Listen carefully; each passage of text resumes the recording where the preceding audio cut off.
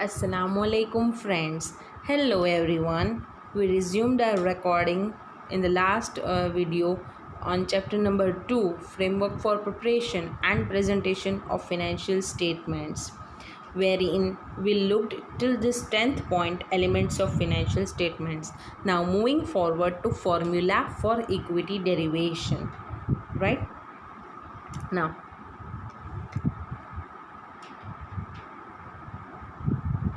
we looked up till this expenses we talked, right? I remember up till this we have ended up. Now talking to this formula derivation which they have given in the note, right? If you remember, in the last video we learned one basic formula which we earlier learned in junior standards, that was aggregate of assets minus liabilities equals to capital और equity. 11th-12th standard में जब हम proprietor के accounts पढ़ते थे तब ऐसे बोलते हैं कि एसेट्स माइनस लायबिलिटी। जब हमारा बैलेंस शीट बनता है, यहाँ पे हमारे एसेट्स होते हैं, यहाँ पे हमारे लायबिलिटीज़ होते हैं, तो ये जो रहा वो एक कैपिटल होता था। जब हम एसेट्स माइनस लायबिलिटीज़ करते थे तो बचता था वो हमारा कैपिटल होता था, राइट? अभी यहाँ पे भी वही फॉर्मूला हमने यूज़ किया कि एसेट्स माइनस लायबिलिटीज़ करेंगे तो हमें हमारा कैपिटल मिलेगा और इक्विटी मिलेगा। अभी कैपिटल और इक्विटी का भी मतलब हमने समझा कि जब हम कैपिटल प्लस हमारे रिटेन्ड अर्निंग्स की और रिजर्व्स एंड सरप्लस की बात करें तब वो बन जाता है इक्विटी। ये जो इक्विटी है वो लायबिलिटीज़ से डिफरेंट है, वो भी हमने समझा था, राइट? अभी बढ़ते हैं आगे। जो यही फॉर्मूला है उसी बेस से उन्होंने कई डेरिवेशंस लाए हैं।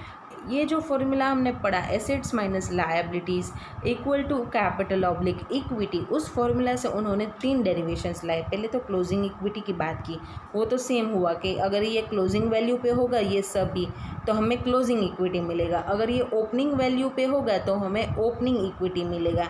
तो उन्होंने ये 2 चीज़ की बात यहाँ पे की। अभी उसकी हेल्प से उन्होंने तीसरी चीज़ फाइंड आउट की है, वो है प्रॉफिट। अभी इफ़ यू रिमेंबर कि हम प्रोपराइटर के अकाउंट्स बनाते थे तभी हम बैलेंस शीट में ही कैपिटल का पूरा वर्किंग बनाते थे, राइट? वो वर्किंग कैसा था कि हमने मैं थोड़ा सा बढ़ा लेती हूँ अपना ये एरिया, राइट? कैपिटल हम दिखाते थे, उसमें हम वर्किंग दिखाते थे कि ओपनिंग कैपिटल हमारा है वो सो एंड सो अमाउंट, फिर हम उसमें ऐड करते थे जो उस ये ईयर के ड्यूरिंग में हमने कैपिटल इंट्रोड्यूस किया हुआ हो, फिर उसमें हम ऐड करते थे इस साल का प्रॉफिट, और अगर लॉस हो तो उसको माइनस करते थे, और हमारे ड्राइंग्स जो हमने ड्यूरिंग द ईयर किए हैं उनको माइनस करते थे, राइट? और जो बैलेंस अमाउंट बचा ये सब एडजस्टमेंट्स डाल के उनको बोलते थे हम क्लोजिंग कैपिटल, अगर आपको याद हो तो, राइट? तो ये जो हमने क्या किया, opening capital plus capital introduce during the year plus profit and then reducing the drawings, उससे मिला के हमें क्लोजिंग कैपिटल मिला, राइट? तो यहाँ पे उन्होंने वही बात की है। जब हम इक्विटी की बात करते हैं तो उन्होंने ऐसा बोला कि क्लोजिंग इक्विटी क्या है। क्लोजिंग इक्विटी ये है कि ओपनिंग इक्विटी, वहाँ पे हमने ओपनिंग कैपिटल था, फिर उसमें हमने कैपिटल इंट्रोड्यूस ऐड किया था, फिर उसमें हमने प्रॉफिट ऐड किया था। वो प्रॉफिट क्या है, इनकम माइनस एक्सपेंस और माइनस ड्राइंग्स। आप यहाँ पे फॉर्मूला देखें, right? Opening equity plus capital introduce plus income minus expenses minus drawing. फिर उन्होंने उसी फॉर्मूला को यहाँ पे प्रॉफिट बताते हुए लिखा कि इनकम माइनस एक्सपेंस होता क्या है, प्रॉफिट होता है। अभी उन्होंने बोला कि अब हम इस प्रॉफिट को डिराइव करेंगे इसी फॉर्मूला से, तो उन्होंने यूज़ किया, देखिए आगे प्रॉफिट को कैसे डिराइव करते हैं। अगर आपको मैथ्स, बेसिक मैथ्स पता हो तो आपको याद है कि जब हमें ये इक्वेशन है x plus Y equals to Z, right? तो यहाँ पे हमें z का वैल्यू मिला। अभी अगर हमें इसी फॉर्मूला से y का वैल्यू चाहिए और ये दोनों वैल्यूज़ हमारे पास है तो हम बोलेंगे y is equals to Z minus X, या फिर x is equals to Z minus Y, right? तो हम इस तरह से इसी डेरिवेशन में, इसी हमारी जो फॉर्मूला है उसमें से ये प्रॉफिट को यहाँ पे बाहर निकाल के प्रॉफिट का फॉर्मूला बनाएंगे। अभी यहाँ पे अगर आप देखें तो see profit is equals to closing equity, हमने प्रॉफिट को बाहर खींच लिया, ठीक है। तो फिर ये क्लोजिंग इक्विटी क्या है, सब यहाँ पे आ जाएगा, closing equity minus opening equity, यहाँ पे प्लस में था वहाँ पे जाएगा तो माइनस, कैपिटल इंट्रोड्यूस ऐड था, प्लस था उसको माइनस, प्रॉफिट तो अलग ही रह गया वहाँ पे, और ड्राइंग्स को प्लस कर दो, वो वहाँ पे नेगेटिव बैलेंस था। ये हुआ हमारा प्रॉफिट का फॉर्मूला, ठीक है ना। फिर उन्होंने बोला कि ये जो क्लोजिंग इक्विटी क्या है, तो कि भाई closing assets minus closing liabilities, और ओपनिंग इक्विटी क्या है, opening assets minus opening liabilities. तो उन्होंने इसी फॉर्मूला को थोड़ा डिटेल में लिखा कि closing assets minus closing liabilities minus opening assets minus opening liabilities minus capital introduce during the year plus drawings will also be termed as profit, right. अभी इन्होंने ये डेरिवेशन लाया, ये डेरिवेशन से वो लोग समझाना क्या चाहते हैं, why they need to come up with this detailed derivation formula of profit. तो ये इसलिए हुआ कि हमें प्रॉफिट में पता चले कि प्रॉफिट का फिगर है उस पर किस किस चीज़ का इम्पैक्ट पड़ रहा है। अगर आप इस फार्मूला से देखेंगे पूरा इम्पैक्ट एसेट्स और लायबिलिटीज़ का है। आप देखें क्लोजिंग एसेट्स ओपनिंग एसेट्स, तो जो भी एसेट्स है उस और लायबिलिटीज़ है उसका पूरा इम्पैक्ट पड़ रहा है हमारे प्रॉफिट के फिगर पे।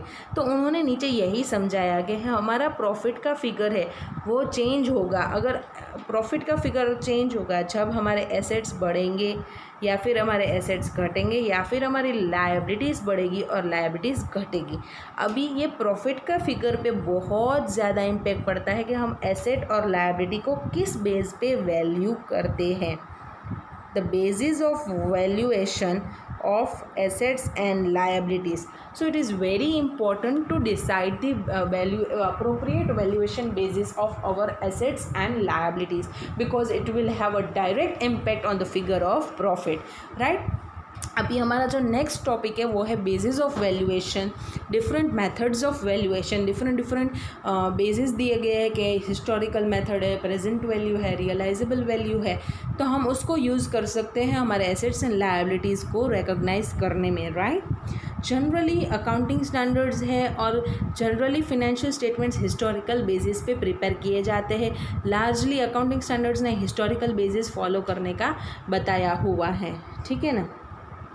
अभी यहाँ पे देखिए आप के see they have written down year from above one can clearly see that profit depends on value of assets and liabilities। वही मैंने आपको बताया, since historical cost are mostly used for valuation the reported profits are mostly based on historical cost conventions. मैंने आपको बोला कि ज़्यादातर हम लोग हिस्टोरिकल कॉस्ट यूज़ करते हैं एसेट्स एंड लायबिलिटीज़ को वैल्यू करने के लिए अपने फिनेंशियल स्टेटमेंट्स में।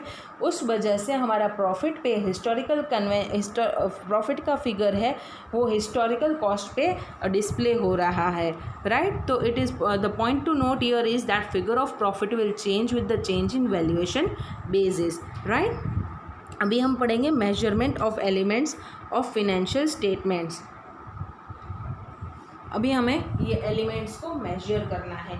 मैंने आपको बोला था कि अकाउंटिंग स्टैंडर्ड्स 4 पार्ट्स पे बात करते हैं, 4 एस्पेक्ट्स पे बात करते थे, राइट। कौन कौन से एस्पेक्ट्स थे, इफ़ यू रिमेंबर, एक थोड़ा रिफ्रेश मारो सभी। चलो कौन से एस्पेक्ट थे, हाँ बताओ फटाफट। राइट, हाँ, recognition, measurement, presentation and disclosure, सही ना। तो ये 4 एस्पेक्ट्स पे अकाउंटिंग स्टैंडर्ड बात करता था। अभी जो मेजरमेंट है वो है फिनेंशियल स्टेटमेंट्स के एलिमेंट्स का मेजरमेंट। अकाउंटिंग स्टैंडर्ड तो कहीं ना कहीं स्पेसिफिक एस्पेक्ट का मेजरमेंट बताता था, हमें तो यहाँ पे फिनेंशियल स्टेटमेंट्स के हर एक एलिमेंट्स को मेजर करना है, ठीक है ना। तो मेजरमेंट क्या है, it is a process of determining money value at which an element can be recognised in balance sheet और statement of profit and loss. तो वो क्या है, हर एक एलिमेंट जो हमने balance sheet and profit and loss में रिकॉग्नाइज किया हुआ है उन सब एलिमेंट का एक मनी वैल्यू डिटरमाइन करने को हम मेजरमेंट बोलेंगे। कि हाँ, हमने लिखा डेटर्स, तो डेटर्स का जो मनी वैल्यू है मानो 40,000, तो वो हुआ हमारा मेजरमेंट। वो कौन से बेसिस पे आया वो हमें देखने का है। अगर हम बोलते हैं हमारा बैलेंस शीट में एसेट खड़ा हुआ है plant and machinery 1 lakh rupees, how can you say that 1 lakh rupees, how to derive this amount. तो हमें जो मॉनिटरी वैल्यू हमारे प्लांट एंड मशीनरी का फाइनेंशियल स्टेटमेंट्स में दिखाना है उसको कैसे हम मेजर करें, उसको कैसे हम डिराइव करें, उसको हम कैसे वैल्यू बताएं कि हमारा प्लानिंग मिशन 1 लाख है तो 1 लाख अमाउंट कैसे आई, वो हमें मेजरमेंट करना है, राइट। वही प्रोसेस है मेजरमेंट का। Now, framework recognizes 4 alternative measurement bases for this purpose. This basis relates explicitly to valuation of liabilities. यहाँ पे हर एक एलिमेंट की बात हम नहीं कर रहे हैं, एसेट्स एंड लाइबिलिटीज़ की बात कर रहे हैं, because they are valued and thereafter displayed in the balance sheet. हम जिस वैल्यू पे उसका वैल्यूएशन करेंगे, उस वैल्यू से हमारा बैलेंस शीट में वो अमाउंट डिस्क्लोज होगा और उससे हमारा इक्विटी और साथों साथ प्रॉफिट पे चेंज आएगा, राइट। तो हम यहाँ पे सिर्फ एसेट्स एंड लायबिलिटीज़ का वैल्यूएशन की बात कर रहे हैं। उसमें उन्होंने 4 अल्टरनेटिव बेसिस फ्रेमवर्क ने बताया हुआ है, जो हमारा मदर फ्रेमवर्क है उसने बताया है, राइट। वैल्यूएशन ऑफ इनकम और expenses that is profit is implied by the value of change in assets and liabilities. Profit तो चेंज होगा ही अगर हमारा एसेट्स एंड लायबिलिटीज़ का वैल्यूएशन चेंज होगा, राइट। अभी आगे बढ़ते हैं हम। Coming to the next page, ये रहे 4 basis: historical cost, current cost and realisable value. In preparation of financial statements, all or any of the measurement bases can be used in varying combinations to assign money value to financial statements subject to the requirement under accounting standards. ये 4 bases तो framework ने बता दिया, लेकिन जहाँ पे accounting standards ने जो भी necessity provide किया हुआ है वहाँ पे हम उस basis से valuation करेंगे। बाकी we can use any of the bases or we can have any of the combinations of this bases, right? Accounting standard तो ज़्यादातर हिस्टोरिकल कॉस्ट को यूज़ करने को बोला हुआ है, राइट। अभी use of other value is also permitted. Inventory is recorded at historical cost on its acquisition. However, at year end it is valued at lower of cost or net realizable value. जब हम यहाँ पे उन्होंने एक example दिया है कि accounting standard ने जनरली तो हिस्टोरिकल कॉस्ट पे सभी को एसेट्स एंड लायबिलिटीज़ को वैल्यू करने का बोला है, लेकिन जब हम कहीं भी जगह पे उन्होंने और भी बेसिस का परमिशन दिया हुआ है। जैसे हम बात करें इन्वेंट्री की, इन्वेंट्री होता क्या है, हमारा स्टॉक इन ट्रेड। तो जो इन्वेंट्री है हमारा, हम उसको हिस्टोरिकल कॉस्ट पे रिकॉर्ड करेंगे, वैल्यू करेंगे at the time of acquisition, मतलब कि जब हमने उनको परचेज़ किया। लेकिन at the year end we need to value that inventory at lower of cost or net realisable value. Net realisable value मतलब कि ईयर एंड के समय उसका क्या वैल्यू हमें रिसीव हो सकता है वो, और उसका जो हिस्टोरिकल कॉस्ट हमने परचेज़ किया था उसमें से जो भी वैल्यू लोअर है उस पर हम इन्वेंट्री को वैल्यू करेंगे। तो यहाँ पे हिस्टोरिकल कॉस्ट से थोड़ा हट के बेसिस हुआ, लेकिन अकाउंटिंग स्टैंडर्ड्स ने उनको परमिट किया हुआ है, राइट। अभी मूविंग फर्दर, अभी हम हिस्टोरिकल कॉस्ट पे पूरा एक डिटेल एक्सप्लेनेशन लेते हैं। पहले उन्होंने एक हिस्टोरिकल कॉस्ट की बात की हुई है, right. Historical cost means acquisition price. For example, the businessman paid 7 lakh to purchase machine. Its acquisition price, including installation charges, is rupees 8 lakh. Historical cost of machine would be 8 lakh.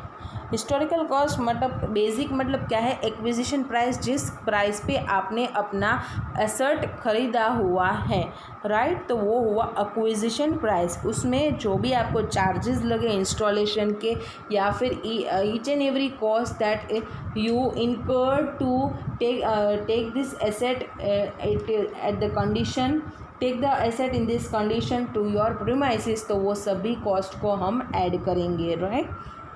तो ये हुआ historical cost. According to this assets are recorded at an amount of cash or cash equivalent paid on fair value of asset at time of acquisition. जब हमने purchase किया तब हमने जो asset का फेयर वैल्यू हमने पे किया एक्चुअल में, उस पर हम हमारे एसेट्स रिकॉर्ड करते हैं। तो ये हुआ हिस्टोरिकल कॉस्ट। जब हम लायबिलिटीज़ की बात करते हैं तो liabilities are recorded at the amount of proceeds received in exchange of obligation. जो भी हमें रिसीव हुआ है ऑब्लिगेशन के एक्सचेंज में, उस अमाउंट से हम लायबिलिटीज़ को रिकॉर्ड करेंगे in historical cost method. In some circumstances liability is recorded at amount of cash or cash equivalent expected to be paid to satisfy it in normal course of business. कई जगह पे हम liabilities को कैसे record करते हैं कि normal cost में हमें जो भी पेमेंट करना पड़ेगा उस अमाउंट से हम उसको रिकॉर्ड करते हैं, ठीक है। फिर उन्होंने एक छोटा सा एग्जाम्पल दिया है, मैं उसको नहीं पढ़ती हूँ, आप उसको पढ़ लेना, आसानी से समझ आ जाएगा। हम थोड़ा सा आगे बढ़ते हैं, वहाँ पे उन्होंने इसमें इसके लिए इलस्ट्रेशन भी दिया हुआ है। अगर आप यहाँ पे देखें, mister x purchased a machine eight 7 lakh rupees on 1 जनवरी 2001। इस पर historical basis he must record 7 lakh, ये हमारा एक्विजिशन प्राइस हो गया, right. As on 1/1/2016, Mr. X found that it would cost 25 lakhs to purchase that machine। मतलब 1/1/2006 में, मतलब 2006 के साल में अगर आप इसी मशीन को ख़रीदने चाहते हैं तो आपका कॉस्ट कितना पड़ता, 25 लाख रुपीज़, राइट।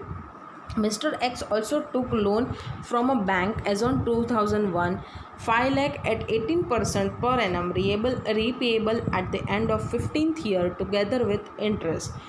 तो हमारा लायबिलिटी क्या है कि हमें 5 लाख रुपीज़ पे करने के हैं eight the end of 15th year. तो उसको हम 15th ईयर में कितना अमाउंट हुआ, 5 लैक्स का फ्यूचर वैल्यू क्या है, उसको रिकॉर्ड नहीं करेंगे। हम लायबिलिटी को हमारे 5 लाख रुपीज़ से रिकॉर्ड करेंगे कि हमें 5 लाख पे करना है हिस्टोरिकल कॉस्ट के मेथड के हिसाब, और हमारा एसेट है वो हम 7 लैक्स पर रिकॉर्ड करेंगे, ना कि 25 लैक्स पे, राइट। तो ये हुआ historical cost method. I hope कि आपको इलस्ट्रेशन क्लियर है, राइट। अभी ये हुआ हिस्टोरिकल कॉस्ट। अभी हम आगे बढ़ते हैं current cost method.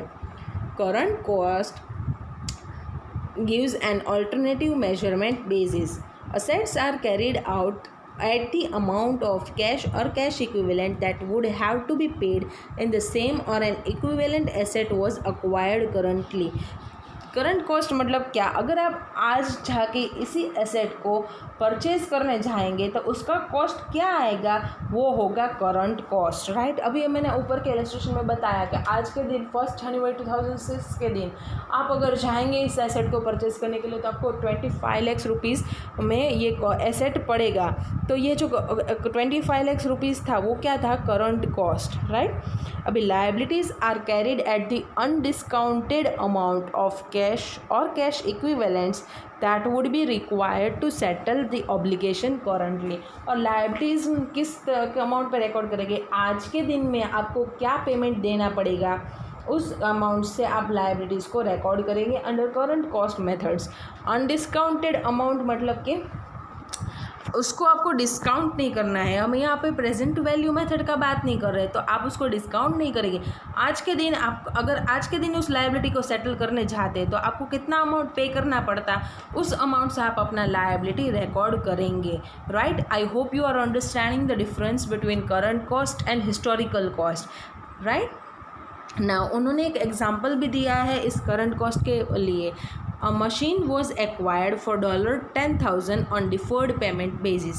Deferred payment मतलब कि हम फ्यूचर में कट के में पेमेंट करेंगे, मतलब कि इंस्टॉलमेंट में पेमेंट करेंगे। The rate of exchange on date of acquisition was $49 instalment में, या फिर at the end at the end नहीं, मतलब आफ्टर अ सर्टेन पीरियड हम उसका पेमेंट करेंगे। अभी तो पेमेंट डिफ़र हो गया, हमें अभी पेमेंट नहीं करने का है। मशीन था कितने का, $10,000 का। जब हमने परचेज़ किया उस डेट पे एक्सचेंज रेट क्या था, 49 rupees per dollar, right.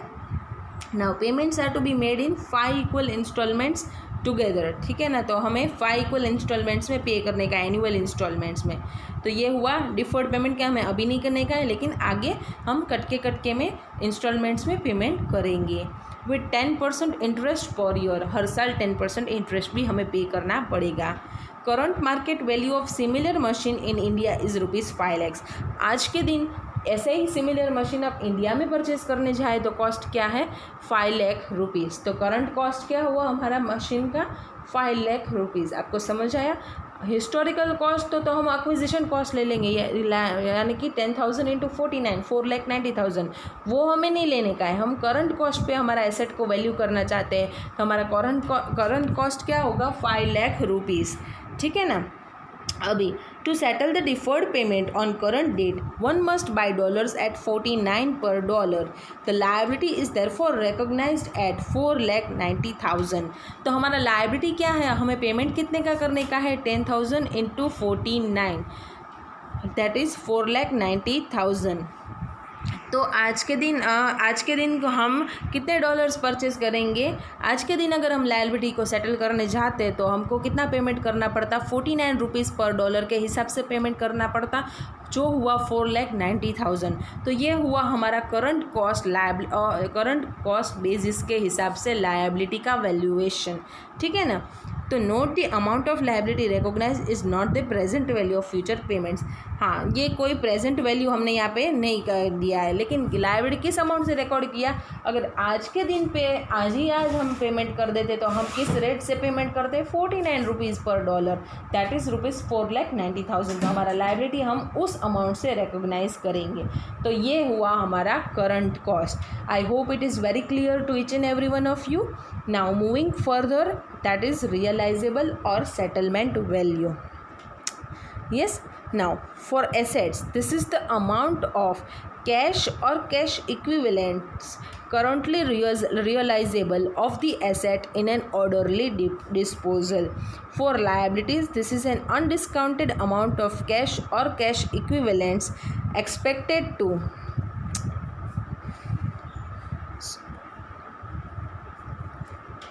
be paid on settlement of liability in normal course of business. Realisable value क्या है? अभी हम एसेट की बात करें तो अगर आप अपना एसेट डिस्पोज ऑफ करने जाओ, मतलब कि आपने अपना एसेट लिया, अभी आप उस एसेट को बेचने जाओ, तो आपको कितना कैश रिसीव हो सकता है उस एसेट के बदले में, उसको बोला जाएगा रियलाइजेबल वैल्यू में, राइट। तो वो हुआ सेटलमेंट वैल्यू। आपके पास आपका एसेट है, आज के दिन पे आप अगर अपना एसेट बेचने जाओगे तो आपको मार्केट में से कितना अमाउंट आपके एसेट का रिसीव होगा, वो हुआ रियलाइजेबल वैल्यू, ठीक है ना। अभी लायबिलिटीज़ की जब हम बात करते हैं तो वो क्या है कि आज के दिन पे नॉर्मल कोर्स में हम जब हमारी लायबिलिटी सेटल करने जा रही है तो हमें कितना पेमेंट करना पड़ेगा, कितनी अमाउंट ऑफ कैश पे करनी पड़ेगी, वो हुआ हमारा रियलाइजेबल वैल्यू, ठीक है ना। ये ज़्यादा यूज़ में नहीं आता है। ये कब काम आता है? जब हमें हमारा एसेट का इम्पेयरमेंट देखना होता है। अभी इम्पेयरमेंट क्या है वो थोड़ा सा आगे डिटेल में उन्होंने बताया हुआ है ब्रीफ में, और बाकी तो आपको AS 28 में डिटेल में समझ आएगा। अभी हम बढ़ते हैं आगे। तो हमने 3 मेथड्स समझ लिया, that is historical cost, current cost and realizable value. I hope it was clear. Now proceeding further, next method is present value. Assets are carried at present value of future net cash inflows that the item is expected to generate in the normal course of business. आप asset अपना कौन सी value पे record करेंगे?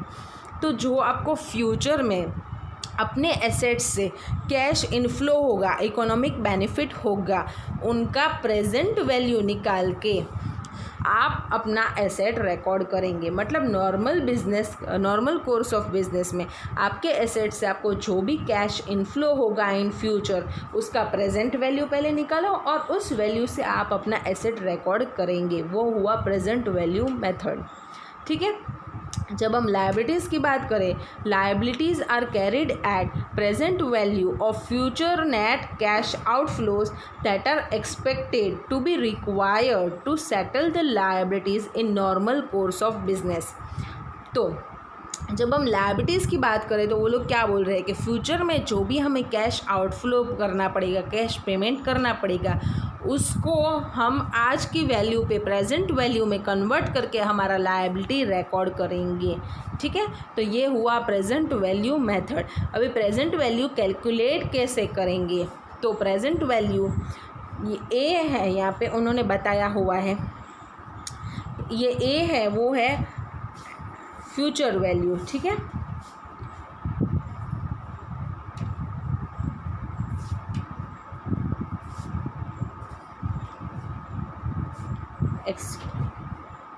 ए है, वो है हमारा future value is equals to present value P into 1 plus R raised to n। 1 plus मतलब 1 plus R, that is rate of interest, and n means number of years, right। अभी उसको हम, ये तो हुआ हमारा फ्यूचर वैल्यू का formula.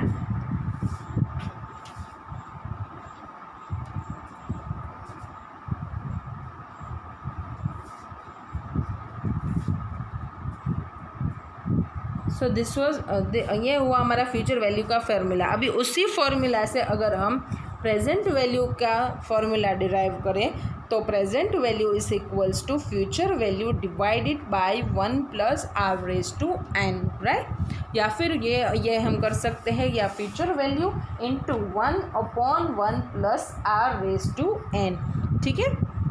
तो जब हम ऐसा प्रोसेस करते हैं कि जो फ्यूचर में हमारा कैश पेमेंट या रिसिप्ट होने वाला है उसको हम आज की अमाउंट पे कन्वर्ट करते हैं, मतलब कि प्रेजेंट वैल्यू में लाते हैं, तो उसको बोला जाता है डिस्काउंटिंग, ठीक है। तो अगर मानो कि फ्यूचर में हमें हर साल 10,000 का पेमेंट करने का होगा, तो अब उस 5 साल के लिए हमें ये पेमेंट करने का है, तो जो 10,000 का पेमेंट है 5 साल के लिए हमें करने हैं, उसका आज हम प्रेजेंट वैल्यू निकालने जाएंगे। मतलब हम उल्टे प्रोसेस पे आ रहे हैं, 10,000 को हम डिस्काउंट करके आज का वैल्यू निकालेंगे, तो उसको बोला जाएगा डिस्काउंटिंग, ठीक है। Now the rate of interest used for discounting is called discounting rate. अभी रेट ऑफ इंटरेस्ट जो यूज़ होगा इन 10,000 के पेमेंट्स, जो 5 ईयरली पेमेंट्स है, उनको कन्वर्ट करने के लिए उनको बोला जाएगा डिस्काउंटिंग रेट। और जो फैक्टर है मतलब कि 1/1 plus R raise to N, जिससे हमारा प्रेजेंट वैल्यू डिराइव होगा, वो उसको बोला जाता है डिस्काउंटिंग फैक्टर, ठीक है। अभी उन्होंने एक एग्जाम्पल बताया हुआ है कि let us take an numerical example assuming interest 10% per annum is equals to 10% per annum, ठीक है। फ्यूचर वैल्यू दिया गया है 11,000, N is equals to 1 year. तो हमारा प्रेजेंट वैल्यू क्या होगा, हमें फ्यूचर वैल्यू दिया हुआ है, तो प्रेजेंट वैल्यू होगा 11,000 divided by 1 plus 0.1 raise to 1, तो वो अमाउंट आएगा 10,000 रुपीज़, ठीक है। ये हुआ हमारा present value. Note that the receipt of rupees 10,000 present value now is equivalent of receipt of 11,000 future cash inflow after 1 year। जब हमें 1 साल बाद 11,000 रुपये मिलने वाले थे, वो आज की वैल्यू पे वो 11,000 की अमाउंट नहीं होती है। कितनी अमाउंट होती है? 10,000। मतलब कि आपको अगर आज ही अमाउंट रिसीव करना होता तो आपको कितने पैसे मिलते? 10,000। लेकिन आपको 1 साल बाद ये अमाउंट रिसीव करनी है तो आपको कितने रुपीज़ मिले? 11,000। इसका बेसिक फंडा ये है, आप अगर फिनांस मैनेजमेंट में पढ़ेंगे तो इसका बेसिक मतलब ये है कि आज का जो ₹1 है वो कल का ₹1 के हिसाब में कंपेरेबल नहीं है। अगर आप आज ₹1 में कुछ चीज़ खरीदने जा रहे हैं, मैं आपको बेसिक एग्जांपल दे रही हूँ कि आज ₹1 में अगर आपको वो चॉकलेट मिल रही है, आज के 1 साल बाद शायद वो ₹1 में ना मिले। सो ₹1, the value of ₹1 as on today is not same as the value of ₹1 as on tomorrow, right? हर दिन ये परचेजिंग पावर है, वैल्यू ऑफ मनी है, वो चेंज होता रहता है, राइट। फिर इन्होंने इसी एग्जाम्पल को विस्तार से समझाया हुआ है। आगे आगे ईयर्स लेके उन्होंने डिस्काउंटिंग करा है। अब हम इसको नहीं देखते हैं, थोड़ा आगे बढ़ जाते हैं, right.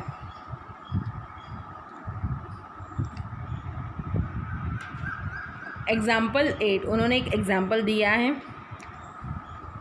Carrying amount of a machine is 40,000, historical cost less depreciation. Asset था हमारा, हिस्टोरिकल कॉस्ट पे दिखा हुआ था और डेप्रिसिएशन रिड्यूस करके उसका कैरिंग अमाउंट कितना है अभी?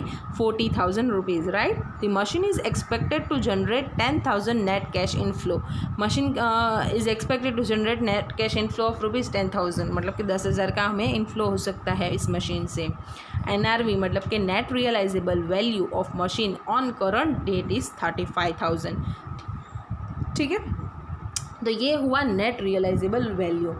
अब हमने रियलाइजेबल वैल्यू मेथड पढ़ा था, उसमें हमने समझा कि आज अगर हमारा एसेट हम डिस्पोज ऑफ करने जाएंगे तो हमें जो भी वैल्यू मिलेगा उसको बोला जाएगा रियलाइजेबल वैल्यू। तो ये है हमारा मशीन का आज के डेट का realisable value. Enterprise required earning rate is 10% per year. उनका अर्निंग रेट है 10%, ठीक है। तो ये हुआ हमारा डिस्काउंटिंग रेट।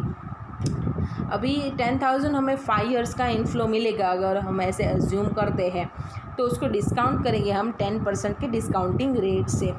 तो जो हमारा वैल्यू आएगा वो है 37,900। आपने अगर यहाँ पे कैलकुलेशन देखा होगा तो, राइट। कैसे आया, फॉर्मूला क्या है, A is equals to P into 1 plus R⁻n। ठीक है, हमारा P क्या है 10,000 rupees into 1 plus 0.1⁻n 5 years. ठीक है, तो ये जो अमाउंट आया वो है 37,900 रुपीज़, राइट। इसको हम बोलेंगे, ये जो 37,900 आया उसको बोला जाता है value in use. The value realised by the use of asset is called as value in use. ये एसेट को 5 साल यूज़ करने पे हमें इतना वैल्यू रिसीव हुआ, इसलिए उस अमाउंट को क्या बोलेंगे, वैल्यू इन यूज़, राइट। अभी नेट सेलिंग प्राइस कितना है, मतलब रियलाइजेबल वैल्यू कितना है 35,000। तो हमारा एसेट 37,900 पे रिकवर हो सकता है, लेकिन हमने हमारा एसेट कितने पे दिखाया हुआ है 40,000 रुपीज़ पे।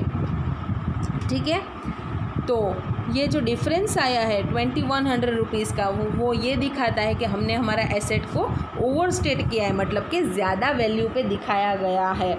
तो हम उसको करेक्टली वैल्यू करेंगे एट रुपीज़ 37,900।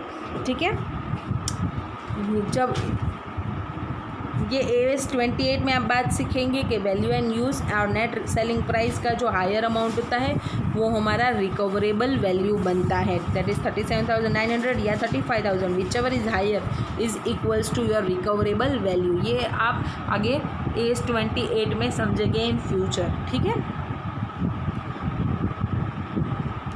और इस हिसाब से हमारा एसेट करेक्टली वैल्यू कर देंगे हम 37,900 पे। I hope it is very clear to you.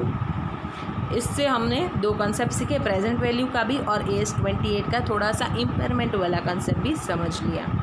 ठीक है, ये जो है हमारा इम्पेयरमेंट लॉस कंसिडर हो जाता है कि हमारा एसेट इतने से इम्पेयर हो चुका है। ठीक है ना, तो इन ऑल हम यहाँ पे हमारा ये टॉपिक एंड करते हैं कि हमने क्या क्या चीज़ें समझी। 4 मेथड समझी, historical cost, realisable value, current cost and present value. ठीक है, अभी moving further, capital maintenance. Capital refers to net assets of business. Capital क्या है, नेट एसेट्स ऑफ बिजनेस। ठीक है, नेट एसेट्स मतलब क्या, assets minus liabilities, that is called as net assets. ठीक है ना,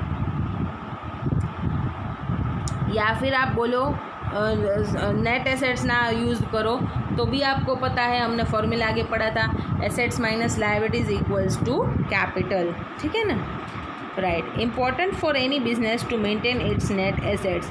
अभी हर एक बिजनेस के लिए अपने नेट एसेट्स को मेंटेन करना बहुत ज़रूरी है, as to ensure operations at the same level year to year. अभी जब हमारा कैपिटल होगा तब हमें अपना बिजनेस अच्छे से रन कर पाएंगे। यस, तो हमारा कैपिटल क्या है, एसेट्स माइनस लायबिलिटीज़। तो इस वजह से हमारा कैपिटल हमें अच्छे से मेंटेन करना चाहिए ताकि हमारे ऑपरेशन स्मूथली रन हो सकें। ठीक है ना, moving further, in other words, dividend should not exceed profit after appropriate provisions of replacements of assets consumed in operations। मतलब कि डिविडेंड है आप जो शेयर होल्डर्स को देते हैं वो एक्सीड नहीं करना चाहिए, कौन सी अमाउंट से, तो बोले कि profit after appropriate provisions. Profit जो डिराइव हुआ है उसमें से आप प्रोविजंस भी सब निकाल देंगे। स्पेशली किसका प्रोविज़न, आपका जो एसेट्स को रिप्लेस करने के लिए, आपको आपका जो अभी एसेट है वो आगे कंज्यूम हो जाएगा, उसको रिप्लेस करने के लिए जो नया एसेट खरीदना पड़ेगा, उसके लिए जो आपने ये प्रोविज़न क्रिएट किया हुआ है उसको भी निकाल के जो बैलेंस प्रॉफिट बचा उसमें से ही आप डिविडेंड देंगे, क्योंकि you need to retain this amount to effectively run your business. आपको पैसा चाहिएगा अपना बिजनेस रन करने के लिए, उसके लिए आपको अपना कैपिटल चाहिए। तो कैपिटल में आपका प्रॉफिट अगर आप रिटेन करेंगे, री इन्वेस्ट करेंगे आपके बिजनेस में, तभी आपका बिजनेस स्मूथली रन कर पाएगा। ठीक है ना, कंपनीज एक्ट 2013 भी अपने डिविडेंड वाले चैप्टर में बोलते हैं कि आप डिविडेंड तभी इश्यू कर सकते हैं जब आपने डेप्रिसिएशन प्रोवाइड किया हुआ है। मतलब ये कि डेप्रिसिएशन है क्या, depreciation is nothing but a provision for replacing our asset after its consumption. हमारा जो एसेट है वो कंज्यूम हो जाएगा, उसके बाद जो हमें नया एसेट लेना पड़ेगा उस रिप्लेसमेंट के लिए हम एक प्रोविज़न क्रिएट करते हैं, उसको बोला जाता है डेप्रिसिएशन। तो कंपनीज एक्ट भी इसी बात से पूरा सहमत है। सो अल्टीमेटली हम एक पॉइंट पे आते हैं कि we need to maintain our capital in our business. ठीक है ना, तो कैपिटल मेंटेनेंस एक बहुत बड़ा सिग्निफिकेंट टॉपिक है। ठीक है, अभी हम आगे बढ़ते हैं। जो हमने पहले एक फॉर्मूला पढ़ी थी assets minus liability equal to capital, उससे हमने हमारा इक्विटी डिराइव किया था। ठीक है ना, अब इक्विटी के डेरिवेशन वाली फॉर्मूला से हमने प्रॉफिट को भी डिराइव कर लिया था, राइट, इफ़ यू रिमेंबर। तो यहाँ पे आप देखें वही प्रॉफिट का फॉर्मूला उन्होंने रिपीट किया हुआ है। प्रॉफिट क्या था, closing equity minus opening equity. Closing equity क्या था, closing assets minus closing liabilities. Opening equity क्या था, opening assets minus opening liabilities minus capital introduce during the year add up drawings. तो हमें इस तरह से हमारा प्रॉफिट मिला हुआ था, राइट। तो ये जो प्रॉफिट हुआ उसको लेस अब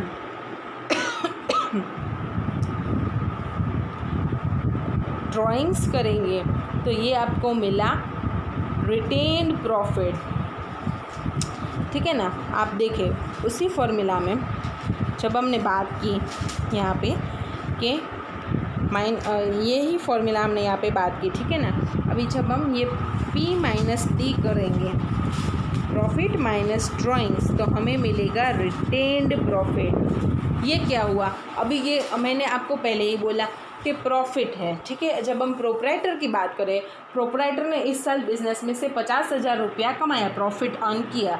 उस 50,000 में वो अपने घर पे कितना ले गया, 20,000 रुपीज़, तो वो उसका ड्राइंग्स हुआ। तो हमारे बिजनेस में कितना प्रॉफिट रिटेन्ड हुआ, री इन्वेस्ट हम कितना प्रॉफिट कर पाएंगे, 50,000 माइनस 20,000 मतलब कि 30,000 रुपीज़। सही है।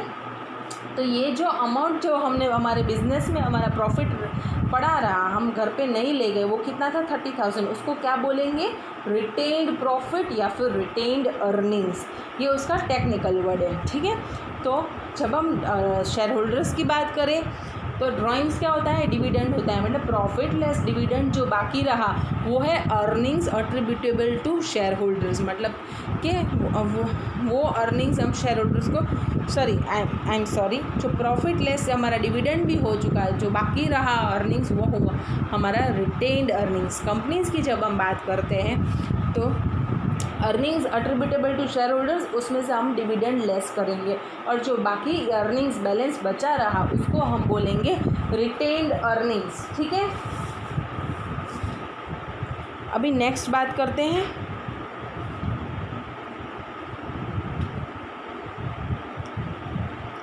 तो उन्होंने यही बात यहाँ पे समझाई है, देखो retain profit is what, profit minus drawings.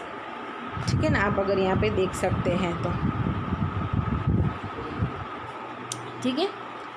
और वही बात अगर हम पूरी इक्विटी के फॉर्मूला के हिसाब से बताएं तो आप देख सकते हैं retain profit is equals to closing equity minus opening equity plus capital introduce. ठीक है, अभी यहाँ पे हमने तीन मेथड्स समझाए हुए हैं कैपिटल मेंटेनेंस के लिए। आगे बढ़ते हैं। Value of retain profit depends on valuation of assets and liabilities. हमने यहाँ पे रिटेन प्रॉफिट में दिखाया है प्रॉफिट लेस ड्राइंग्स, ये तो उसका बेसिक फार्मूला हुआ। उसका एडवांस फार्मूला क्या था, closing equity minus opening equity minus capital introduce. तो ये जो हुआ वो हमारा रिटेन अर्निंग्स है। तो अगेन रिटेन अर्निंग्स भी, रिटेन प्रॉफिट है वो भी किस पे डिपेंड है, valuation of assets and liabilities, right. इसलिए हम यहाँ पे financial capital maintenance assets and liabilities को हमने जिस मेथड से वैल्यू किया था उसके हिसाब से समझेंगे। मानो पहले यहाँ पे उन्होंने बात की है financial capital maintenance at historical cost. तो पहला बेस हमने पढ़ा था हिस्टोरिकल कॉस्ट। अगर हम हमारा एसेट्स एंड लायबिलिटीज़ को हिस्टोरिकल कॉस्ट पे वैल्यू कर रहे हैं तो हम हमारा कैपिटल कैसे मेंटेन करेंगे एट हिस्टोरिकल कॉस्ट। ठीक है। See opening and closing assets are stated at respective historical cost to ascertain opening and closing equity. If retained profit is greater than or equal to zero, मतलब zero या zero से ज़्यादा है तो capital is said to be made at historical cost, maintained at historical cost. This means that business will have enough funds to replace its assets at historical cost। मतलब business के पास इतने sufficient funds हैं कि वो अपने assets को replace कर सकता है, लेकिन कौन सी वैल्यू पे? हिस्टोरिकल कॉस्ट पे, right. This is quite right as long as prices do not rise. अगर प्राइस बढ़ते नहीं है, इन्फ्लेशन नहीं है, तो ये बहुत अच्छी बात है क्योंकि हमारा बिजनेस इतना सफिशेंट है कि हम हमारी एसेट्स को हिस्टोरिकल कॉस्ट पे रिप्लेस कर पाएंगे। यहाँ पे ये अज्यूम किया गया है। यहाँ पे हम क्या देख रहे हैं कि हमारा ओपनिंग एंड क्लोजिंग एसेट्स है वो कौन सी वैल्यू पे है? रिकॉर्ड किया हुआ है हिस्टोरिकल कॉस्ट वैल्यू पे, राइट। अभी यहाँ पे एक उन्होंने एग्जांपल दिया हुआ है। See a trader commences business on 1 January 2001 with 12,000 represented by 6,000 units of certain product at 2 per unit. During year he sold these units at 3 per unit and had withdrawn rupees 6,000। तो 12,000 उसका opening capital था, अभी उन्होंने cell कर दिए वो सभी 6,000 units, तो उसका इक्विटी चेंज हो गया 6,000 इंटू 3 एट प्राइस ऑफ 3 उन्होंने बेचा हुआ है, यानी कि 18,000 का सेल हुआ और उसमें से 6,000 वो विड्रॉ करके ले गए। तो अगेन हमारा क्लोजिंग इक्विटी कितना पड़ा रहा? 12,000। तो प्रॉफिट कितना हुआ? Retain profit nil, opening closing minus opening equity 12 minus 12 nil, right. अभी बढ़ते हैं आगे। I hope it is very clear to you. First हमने capital maintenance at historical cost basis पे देखा, अभी at current purchasing power. Under this convention, opening and closing equity at historical cost are restated at closing prices using average price indices। यहाँ पे हम average price indices पे हमारे assets को restate करेंगे, ठीक है ना। और positive return profit by this method means business has enough funds to replace its asset at average closing price. अगर यहाँ पे हमारा रिटर्न प्रॉफिट पॉजिटिव आता है तो उसका मतलब क्या होगा कि हमारा बिजनेस इतना सफिशिएंट है, हमारे बिजनेस के पास इतने सफिशिएंट प्रॉफिट्स है कि वो अपने एसेट्स को रिप्लेस कर सकते हैं, लेकिन कौन सी प्राइस पे? एवरेज क्लोजिंग प्राइसेस पे, राइट। उन्होंने यहाँ पे एग्जांपल दिया है कि हमारा ओपनिंग इक्विटी मान लो 3 लाख है, ओपनिंग प्राइस इंडेक्स 100 है तो और क्लोजिंग प्राइस इंडेक्स 120 है, तो हमारा opening equity at closing price कितना होगा? 3,60,000। कैसे आया वो? तो 100 जब हमारा प्राइस इंडेक्स था तब हमारा ओपनिंग कैपिटल 3 लाख था, जब हमारा इंडेक्स 120 है तो हमारा कैपिटल कैसे कितना हुआ? तो 120 into 3 lakh divided by 100, 0 cut, यहाँ पे भी एक 0 कट हो जाएगा और ऐसे ओके कुल मिला के हमारा जो वैल्यू आया वो है 3,60,000 रुपीज़, राइट।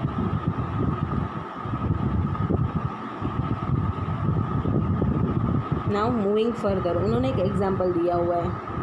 हमने आगे जो एग्जांपल लिया था जहाँ पे हमारा रिटेन प्रॉफिट नील हो जा रहा था, हमारा ओपनिंग इक्विटी वहाँ पे कितना था? 6,000 इंटू 2 12,000। अगर हम उसको क्लोजिंग इंडेक्स पे लेंगे तो वो कितना हो जाएगा? जब हमारा ओपनिंग इंडेक्स 100 है तब हमारा कैपिटल 12,000 है, अब हमारा क्लोजिंग इंडेक्स 120 है तब हमारा ओपनिंग कैपिटल कितना होगा? 120 इंटू 12,000 डिवाइडेड बाई 100, तो वो हुआ 14,400 रुपीज़। मतलब कि अगर हम ये 14,400 को 6,000 से डिवाइड करेंगे तो वैल्यू कितना आया? 2.40। मतलब कि जो हमारा 2 रुपीज़ पे पर यूनिट वैल्यूएशन था वो भी 2.4 रुपीज़ पे हमारा यूनिट वैल्यू हो रहा है, राइट। अभी हमारा क्लोजिंग इक्विटी कितना था? 12,000, 18,000 माइनस 6,000 आपको याद हो तो ठीक है ना। तो रिटेन प्रॉफिट कितना हुआ, closing minus opening 12,000 minus 14,400 negative 2,400। मतलब कि यहाँ पे ये हुआ कि हमारे पास इतने प्रॉफिट्स नहीं है सफिशेंट और हमारा कैपिटल मेंटेन नहीं हुआ है, इसलिए हमें ट्रेडर ने जो विड्रॉ किया था अमाउंट 6,000 उसमें से 2,400 रुपये उनको वापस रिटेन करने चाहिए। मतलब कि बैलेंस 3,600 ही वो विड्रॉ कर सकता है, पूरे 6,000 विड्रॉ नहीं कर सकता है, ताकि उसका बिजनेस एफिशिएंटली रन कर सके, राइट। अभी next method, physical capital maintenance at current cost. Under this convention, the historical cost of opening and closing assets are restated at closing prices using specific price index applicable to each asset। ठीक है ना, यहाँ पे closing prices पे value किया जा रहा है, जो भी इंडाइसेस है स्पेसिफिक प्राइस इंडाइस है उस हिसाब से। So the liabilities are also restated at value of economic resources to be sacrificed to settle the obligations at current date, that is closing date। Positive retained profit by this method ensures retention of funds for replacement of each asset at respective closing prices। ठीक है ना, अगर retain profit हमें मिला तो उसका मतलब ये हुआ कि हमारे पास सफिशेंट प्रॉफिट्स है, हमारे पास सफिशेंट फंड्स है अपने एसेट्स को रिप्लेस करने के लिए एट क्लोजिंग प्राइसेस, राइट। इसका हम एक एग्जांपल देख लेते हैं।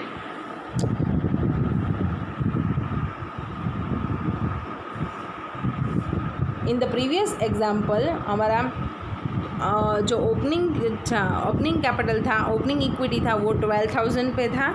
यहाँ पे क्लोजिंग प्राइस उन्होंने प्रोडक्ट का 2.5 बताया हुआ है, तो 6,000 इंटू 2.5 हमारा ओपनिंग इक्विटी 15,000 हो जाएगा। फिर क्लोजिंग 12,000 था, राइट। तो जो बैलेंस डिफरेंस आया वो है 12 minus 15, that is negative 3,000। Again our business has do not have sufficient retain profits, right. I hope you understood all this 3 methods. अगर आपको क्वेरीज है you can ask me, right. यहाँ पे हमारा चैप्टर एंड अप हो रहा है। मैं आपको यहाँ पे तीनों का कंपैरिजन दिखा देती हूँ। ये हुआ हिस्टोरिकल कॉस्ट 12,000 माइनस 12,000 नील, मतलब कि हमें कितना रिटेन प्रॉफिट नील हो गया, तो हमें कितना इंट्रोड्यूस करना चाहिए एट हिस्टोरिकल कॉस्ट बेसिस पे 12,000 रुपीज़ हमारे बिजनेस में हमें इंट्रोड्यूस करना चाहिए। जब हम करंट परचेजिंग पावर के हिसाब से बात करें तभी हमें कितना इंट्रोड्यूस करना चाहिए,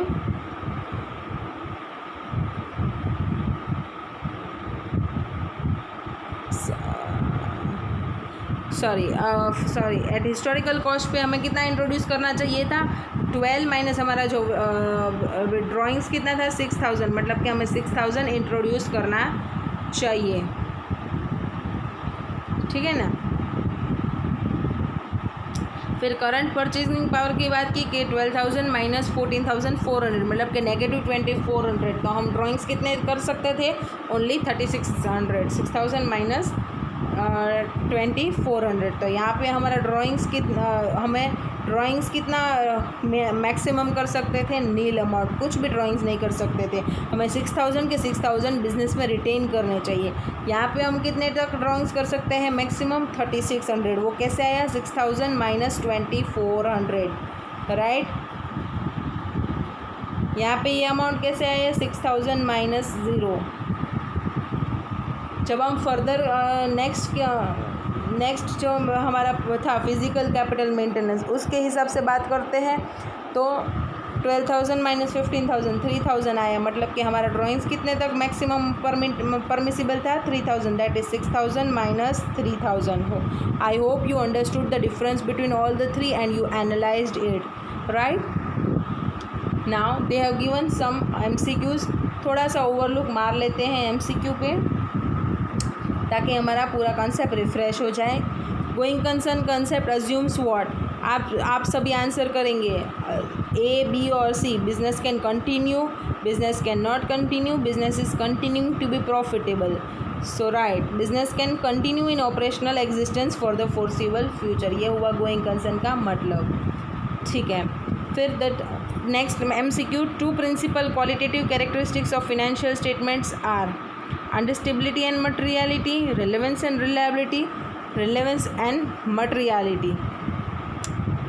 तो वो हुआ relevance and understandability and materiality, right.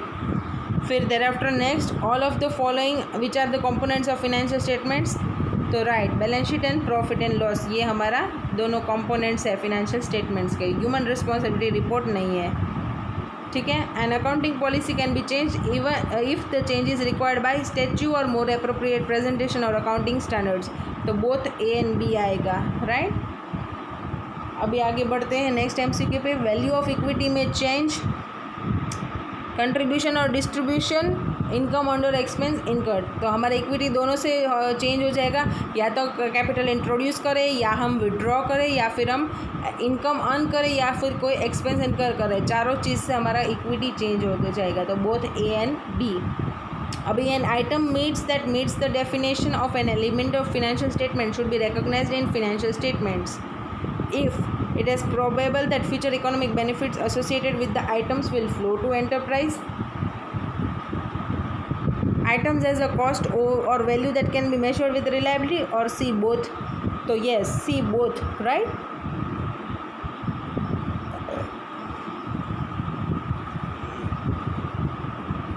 Moving further to next MCQ.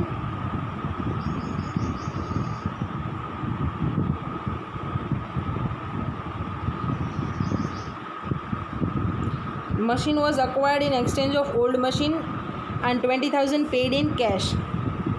Carrying amount of old machine was 2 lakh, whereas its fair value was 1,50,000 on date of exchange. तो what will be the cost of new machine? हमें asset कितने में replace हुआ? 1,50,000 plus हमें कितना cash पे करना पड़ा? 20,000. तो न्यू मशीन का कॉस्ट कितना हुआ? 1,70,000, राइट. तो ये हुआ हमारा MCQ पोर्शन. अभी आगे बढ़ते हैं. यहाँ पे इंस्टीट्यूट ने अपना समरी दिया हुआ है, बहुत अच्छा समरी है. अगर आप देखेंगे यहाँ पे उन्होंने सब पॉइंट्स की बात की थी. Components of financial statements, that is balance sheet, profit and loss, cash flow and notes, उनका उन्होंने ब्रीफ एक्सप्लेनेशन दिया हुआ है. Thereafter users of financial statements, they are investors, employees, suppliers, creditors, customers, government. फिर उन्होंने fundamental accounting assumption की बात की, accrual, going concern, consistency, qualitative characteristics of financial statements, understandability, relevance, reliability, comparability. Thereafter, elements of financial statements: asset, liability, equity, income or gain, expense or loss. फिर हमने measurement basis पढ़े, historical cost, current cost, realisable value, present value. And thereafter हमने capital maintenance देखा at historical cost, at current purchasing power and physical capital maintenance. यहाँ पे हम हमारा chapter and up कर रहे हैं. आई hope you understood it very well. ये हमारा बेस बनाने के लिए बहुत अच्छा चैप्टर है. बाकी ओवरऑल एग्जामिनेशन के point of view it is a very little weightage.